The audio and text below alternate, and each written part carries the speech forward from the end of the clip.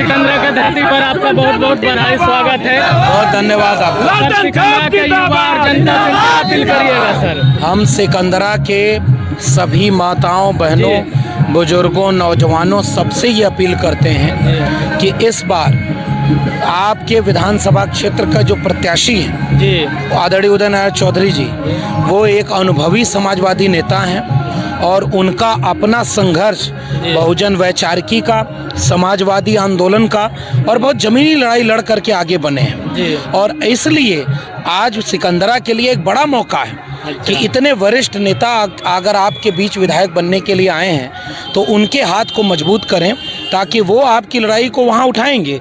और जब इनको आप मजबूत करेंगे तो इनके अनुभव का फायदा बिहार के भावी मुख्यमंत्री तेजस्वी यादव को होगा। इसलिए ये चुनाव केवल विधायक बनाने का नहीं है, विधायक तो बनाए ही बनाए, इसके साथ मुख्यमंत्री तेजस्वी यादव को बनाना होगा। और इसलिए सिकंदरा के लिए इतना बड़ा मौका उदय नारायण चौधरी का है। सर, तो आप काफ़ी अनुभवी हैं, पूरे बिहार में आपका दौरा हो रहा है, तो क्या लगता है इस बार आपके गठबंधन का सरकार बनेगा? महागठबंधन बिहार के मुद्दों पर चुनाव लड़ रहा है जी। महागठबंधन कह रहा है कि हर घर में नौकरी हो, हर जीविका दीदी को परमानेंट नौकरी हो, 30,000 रुपया सैलरी हो, संविदा कर्मी परमानेंट हो जाएं, अति पिछड़े समुदाय के लिए अलग से घोषणा पत्र ले आए कि SC ST एट्रोसिटी प्रिवेंशन की तरह EBC यानी अति पिछड़ा समाज के लोगों के ऊपर अन्याय अत्याचार रोकने के लिए हम कानून बना रहे हैं। 25 करोड़ रुपए का ठेका पट्टा देने की शर्तें इतनी कम कर दी हैं कि इस अति पिछड़े समुदाय से नए लोग पैदा हो, आर्थिक न्याय हो, घर घर में जो है 200 यूनिट बिजली फ्री हो, 500 का सिलेंडर मिले, यहाँ का बिहार के नौजवान को बाहर पलायन न करना पड़े, उसे यहीं रोजगार मिले, शिक्षा पाने के लिए बाहर न जाना पड़े, यहीं पढ़ाई मिले, यहाँ कोई बीमार हो जाए उसको यहीं दवाई मिले। तो महागठबंधन किस पर चुनाव लड़ रहा है? पढ़ाई पर, दवाई पर, कमाई पर, सिंचाई पर, सुनवाई और कार्रवाई पर। और भाजपा और NDA के लोग किस पे चुनाव लड़ रहे हैं?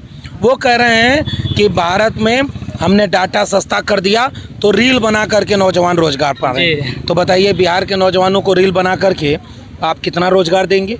इसका मतलब आप रोजगार देने में सक्षम नहीं है। दवाई की बात कर नहीं रहे, बिहार के मुद्दों की बात कर नहीं रहे। बिहार में केवल हिंदू मुस्लिम कराना चाह रहे, अपराध आपसे रुक नहीं रहा और आप अपराध रोकने के नाम पर दिन दहाड़े मोकामा में हत्या हो गई और इतना दबाव बना, तब जा करके उसकी गिरफ्तारी हुई। जब मुकामा का बात किया था, अभी कुछ NDA समर्थक थे, कल हमने बाइट ले रहा था तो उन्होंने उनसे पूछे कि क्या सर ये जंगल राज चल रहा है या मंगल राज? तो उन्होंने बोला मंगल राज चल रहा है। हम बोले कैसे?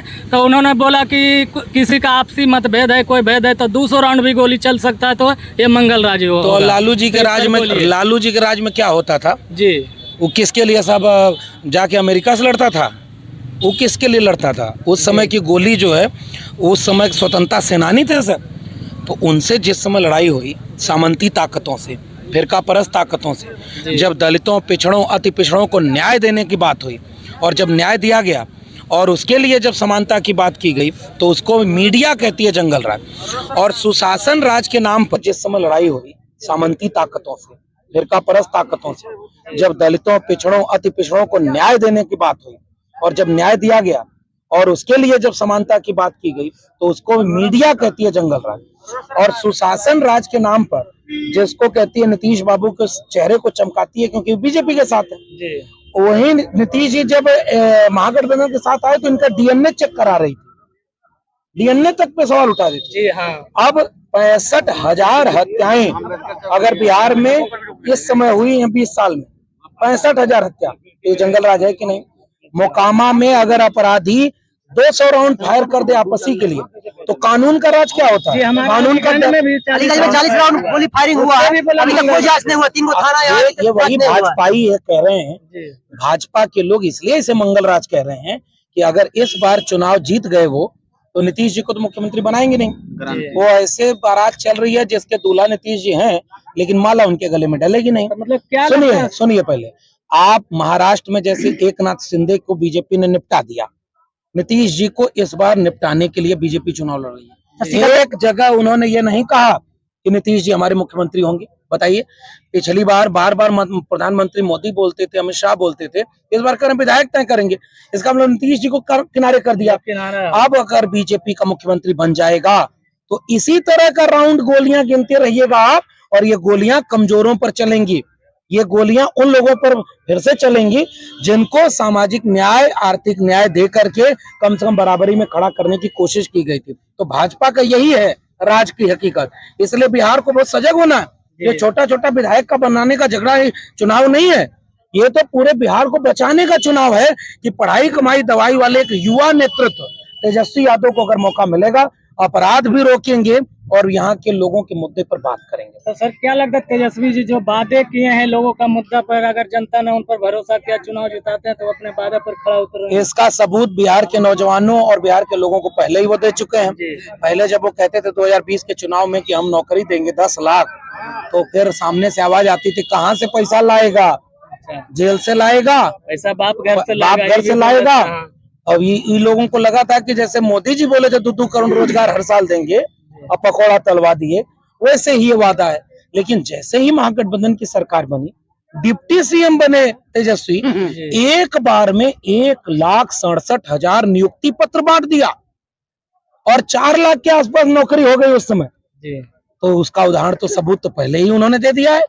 अगर उनको डिप्टी सीएम बनाया तो 4 लाख नौकरी दी, अगर उनको सीएम बना दोगे तो 3-4 करोड़ नौकरी देने के लिए उनके पास विजन है, डॉक्यूमेंटेशन है, ब्लूप्रिंट है। वो जो है इंटायर पॉलिटिकल साइंस की डिग्री नहीं लिए, वो विजन से, संघर्ष से नेता बने, उनके पास इरादा है। इसलिए वो जब थोड़ा मौका मिला तो करके दिखा दिया, अगर पूरा मौका मिलेगा तो अपने सारे वादों को पूरा करेंगे। क्या लगता है सर, महागठबंधन की सरकार में आरक्षण बढ़ेगा बहुजनों के लिए? अरे भाई, भाजपा वालों से ये सवाल पूछा जाना चाहिए कि भाजपा ही सब कहता था कि हम जाति जनगणना करा रहे हैं तो हम सरकार में इसलिए करा रहे हैं। आज नीतीश जी उनके साथ चले गए, तो ये आरक्षण के लिए कोर्ट से क्यों रुका हुआ है? और इसलिए हम ये सवाल कहना चाह रहे हैं कि ये सवाल सबसे महत्वपूर्ण है कि जब भी आरक्षण की लड़ाई लड़नी होगी तो भाजपा लड़ेगी क्या? नहीं, कभी नहीं लड़ेगी। वो तो आरक्षण विरोधी लोग हैं। वो तो मजबूरी है कि इस देश के बहुजन इतने मजबूत हैं कि उनको जो है वो काम करना पड़ता है। जैसे ही महागठबंधन की सरकार बनेगी, रुकिए ना, जब महागठबंधन की सरकार बनेगी तो जाति जनगणना के आंकड़ों के हिसाब से 65% आरक्षण ही नहीं, 9वीं अनुसूची में डालने के लिए घोषणा पत्र में लिखा है। तो जो लिखा है वो पूरा करेंगे। भ्रष्टाचार मुक्त होगा सर, भ्रष्टाचार मुक्त